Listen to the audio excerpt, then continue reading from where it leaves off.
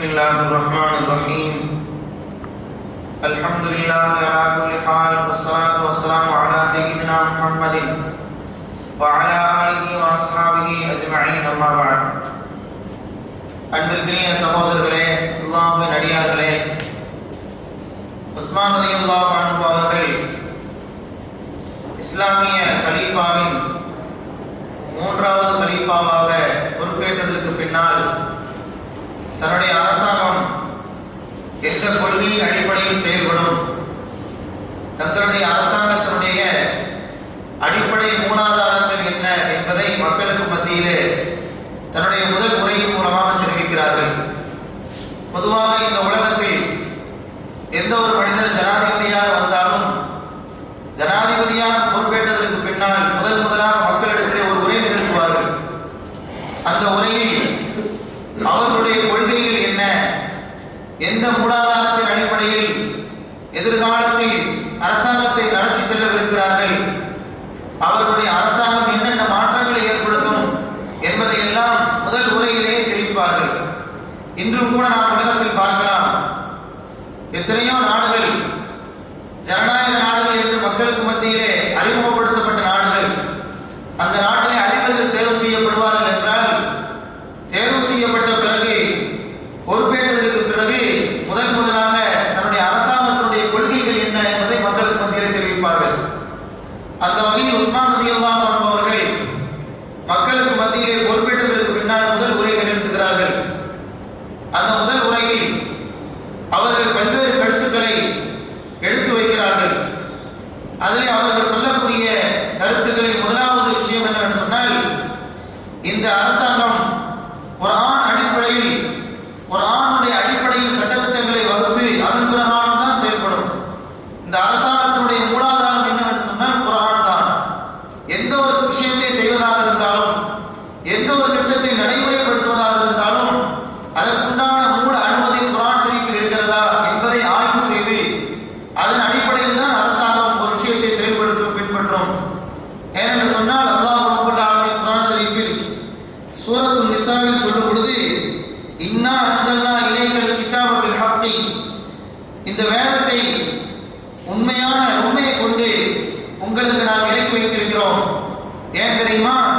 லிதஹ்கும பைனன் நாஸ் பிமா அராக்கல்லாஹ், அல்லாஹ் உங்களுக்கு காட்டிய வழியிலே நீங்கள் நீதி வழங்குவதற்காக வேண்டி இந்த வேதத்தை நாம் உங்களுக்கு தந்திருக்கிறோம் என்று அல்லாஹ் ரப்பல் ஆலமீன் குறிப்பிடுகிறான்.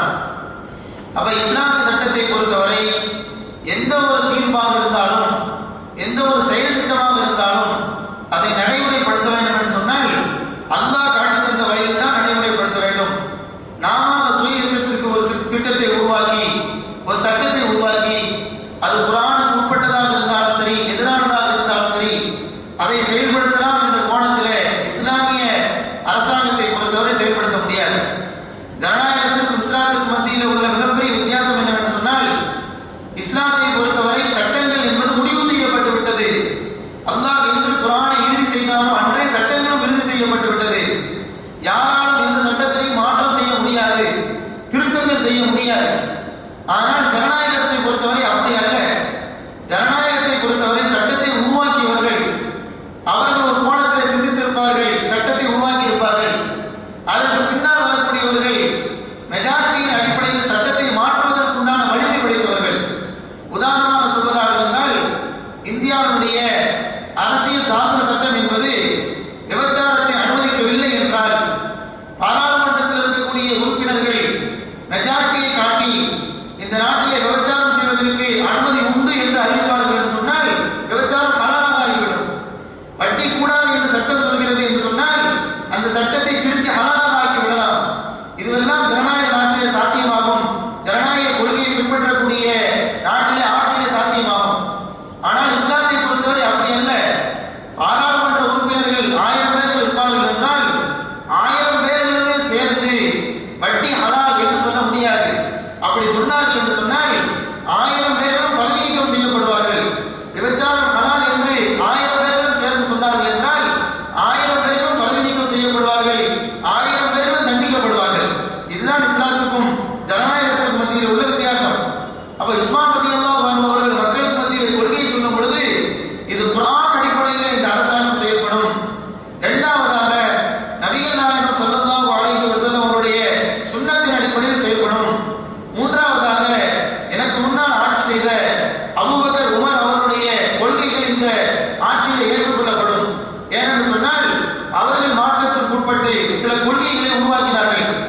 அந்த கொள்கை என்பது இந்த அரசாங்கத்திலே பின்பற்றப்படும் என்று மக்களுக்கு அறிவிப்பு செய்கிறார்கள். நான்காவதாக, எந்த ஒரு கருத்தும் தன்னிச்சையாக எடுக்கப்படாது. எந்த ஒரு முடிவுமே தன்னிச்சையாக எடுக்கப்படாது. உயர்மட்ட ஆலோசனை குழு என்று ஒன்று உருவாக்கப்பட்டு அதில் விவாதிக்கப்பட்டு அதன் பிறகுதான் நடைமுறைப்படுத்தப்படும் என்பதையும் மக்களுக்கு அறிவிக்கிறார்கள். ஏனென்று சொன்னால் அல்லாஹ் ரப்பல் ஆலமீன் தன்னுடைய தூதருக்கு உத்தரவிடும் பொழுது வஷாவிருக்கும் ஃபில் அம்ர், எல்லா விஷயத்திலும் நீங்கள் அந்த மக்களோடு கலந்தாலோசனை செய்யுங்கள். ஃபைதா அஸம்த ஃபதவக்கல் அலல்லாஹ் இன்னல்லாஹ யுஹிப்புல் முத்தவக்கிலீன். ஒரு விஷயத்தை கலந்தாலோசனை செய்து இதுதான் முடிவு என்று நீங்கள் தீர்க்கமாக முடிவெடுத்து விட்டீர்கள் என்று சொன்னால் அதன் பிறகு அல்லாஹ்வின் மீது நம்பிக்கை வையுங்கள். நம்பிக்கை வைக்கக்கூடியவர்களை அல்லாஹ் நேசிக்கிறான் என்று சூரத்துல் ஆல இம்ரானில் அல்லாஹ் ரப்பல் ஆலமீன் அல்லாஹ்வுடைய தூதருக்கு உத்தரவு பிறப்பிக்கிறான். அந்த வகையில இந்த ஆட்சியை பொறுத்தவரை தன்னிச்சையாக எந்த முடிவும் எடுக்கப்படாது. எல்லா முடிவுகளும் கொள்கை விளக்கங்களும் ஆலோசனைகளின் அடிப்படையில் தான் எடுக்கப்படும் என்ற கருத்தை மக்களுக்கு மத்தியில் தெளிவுபடுத்தினார்கள். ஐந்தாவதாக, அனைவரும் சமமாக நடத்தப்படுவார்கள். ஆட்சியாளர்களாக இருந்தாலும் சரி, சாதாரண குடிமக்களாக இருந்தாலும் சரி, பணக்காரர்களாக இருந்தாலும் ஏழைகளாக இருந்தாலும் அனைவரும் சமமான அளவிலே நடத்தப்படுவார்கள் என்ற செய்தியை மக்களுக்கு மத்தியில் அவர்கள் எடுத்து சொன்னார்கள். எனவேதான் அவர்களுடைய ஆட்சி காலத்திலே கூஃபா என்று சொல்லக்கூடிய பகுதியிலே வலீத் பின் உக்பா என்பவர் அதிகாரியாக நியமிக்கப்படுகிறார்கள். வலீத் பின் உக்பா என்பவர் அதிகாரியாக நியமிக்கப்பட்டதற்கு பின்னாலே அவர் மது அருந்தி விட்டார் என்று ஆதாரப்பூர்வமாக நிரூபிக்கப்பட்டு உஸ்மான் ரலியல்லாஹு அன்ஹு அவருடைய சமூகத்தில் எடுத்துச் சொல்லப்பட்டு அது நிரூபிக்கப்படுகிறது.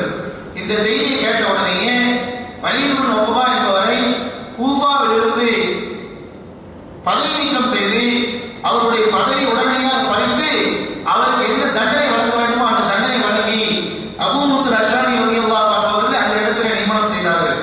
ஒரு நாட்டில் ஆட்சியாளர் என்று சொன்னால் அவர்களுக்கு சில சலுகைகள் இருக்கும். ஆட்சியாளருடைய பிள்ளைகள் என்று சொன்னால் அவர்களுக்கு சில சலுகைகள் இருக்கும். ஆனால் இஸ்லாத்தை பொறுத்தவரை அப்படி அல்ல. உமர் ரலியல்லாஹு அன்ஹு அவருடைய ஹிஸ்டரியிலே கூட அவர்கள் தன்னுடைய மகனை ஒரு கட்டத்தில் சவுக்கால் அடித்திருக்கிறார்கள் என்று வரலாறு பதிவு செய்திருக்கிறது. எனவே ஆட்சியை பொறுத்தவரை சாதாரண பாமரர்களாக இருந்தாலும் சரி அல்லது அதிகாரிகளாக இருந்தாலும் சரி, யாராக இருந்தாலும் சரி, தவறு செய்வார்கள் என்று சொன்னால் அவர்களுக்கு உரிய தண்டனைகள் வழங்கப்படும், உரிய நடவடிக்கைகள் அவர்கள் மீது எடுக்கப்படும் என்பதையும் உஸ்மான் ரலியல்லாஹு அன்ஹு அவர்கள் தெரிவிக்கிறார்கள். அதே போல தன் நாட்டில் வாழக்கூடிய மக்களுக்கு சில சுதந்திரங்களை அறிவிக்கிறார்கள். அதிலே அவர்கள் சொல்வது என்னவென்று சொன்னால், இந்த நாட்டிலே பாதுகாப்பு எல்லாத்துக்கும் இருக்கிறது. பாதுகாப்பு விஷயத்தில் எந்த விதமான சமரசம் கிடையாது.